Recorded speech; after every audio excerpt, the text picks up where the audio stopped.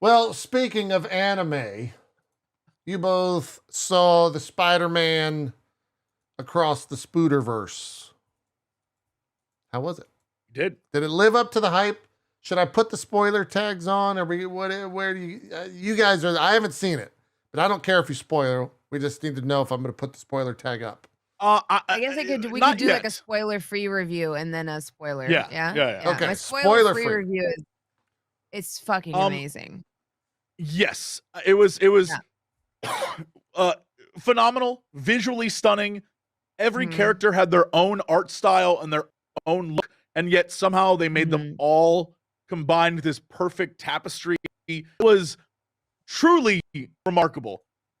I will say though, one thing I did not like, and I understand why they did it, but I think it was stupid like a movie standpoint. It has no ending. The movie just stops, leaves you with a cliffhanger, and is like, see you in the next one. And personally, I was like, I kind of wish we would have gotten some sort of ending rather than we're going to get you to the next one. Yeah, I saw some of that. Also, the weird thing that I've seen, I don't know if you were talking about algorithms.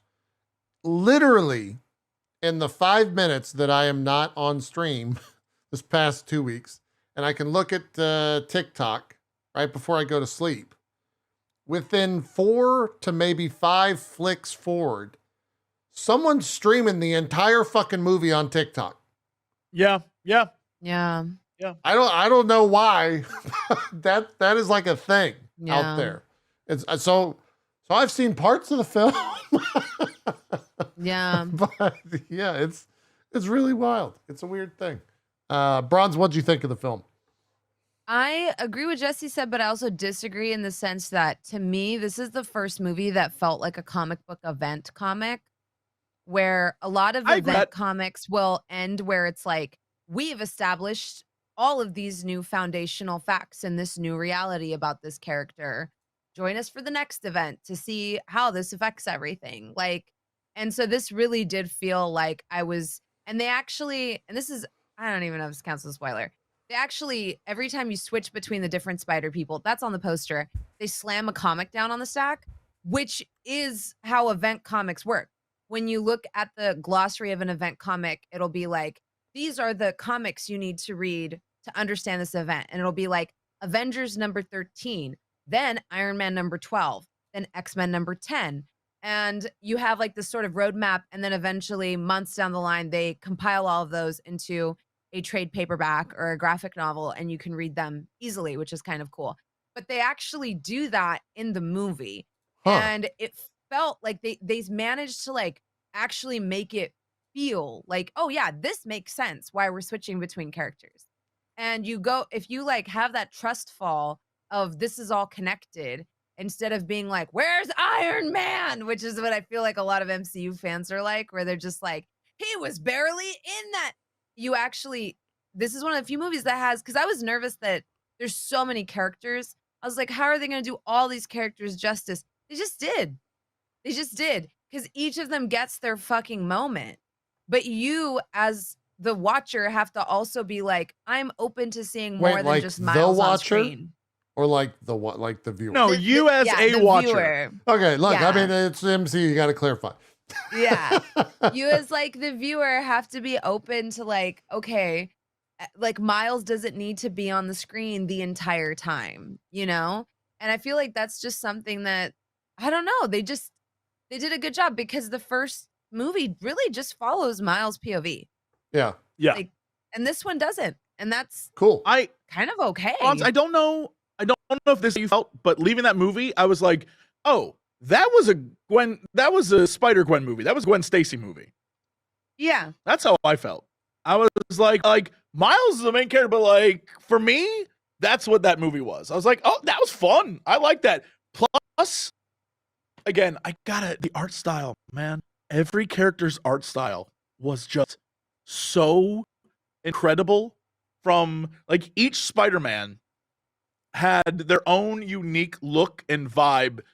That there was one shot that blew me away where it was, I think, 4 of them standing, but we saw their backs and they were looking out over onto something. and each one of them not only had a different, they had like a different frame rate, like not just frame, but like aura around them. Oh, and look. So like Gwen, for example, she was almost like pastel painted the entire time. okay. Like even her, like the background, and then Hobie, Spider-Punk, whatever, his like had multiple outlines around him of like different, so like looks like he was pulled from a comic. There's like all these different, Miles had the Miles look that like we were used to seeing. I can't remember who else was with them at the time, but like each of them had a different thing going on. Absolutely loved that. They're animated differently too. Yeah, the speed right, of the animation. Yeah, as well as I think in some cases even the technology used. Oh, okay. Like some are hand animated and like that, like that. Yeah, type of well, I was watching honestly, this behind the scenes, and it was this is one of the good use cases of AI. But they actually hired like one of the largest teams in animation to handle each character and each multiverse you jump into. Wow. And so a lot of the more mind-numbing work of animating frame by frame was done by AI to support basically what was a large number of small teams that animated and brought this together. So like if every character feels really fucking different, it's because every character in every universe kind of had their own like team, and that was the team for that. I don't know if this qualifies as spoilers, so maybe like a minor spoiler, because I'm not going to name any names, but there was a shot where in the scene, there was like CGI animated Spider-Man. There was like cartoon animated Spider-Man. There was like CG, but like early 2000s animated Spider-Man. There was like all like live action. There were all these different elements in one scene. And I was like, yo, this is that hard Spider-Verse stuff where it's everything. It isn't just like, well, they're all animated. It's from the animated Sony. It was everything. Like cartoons from the 90s kind of shit. It was great. I was so blown away by the effort they put in. Multiple nods to the video game.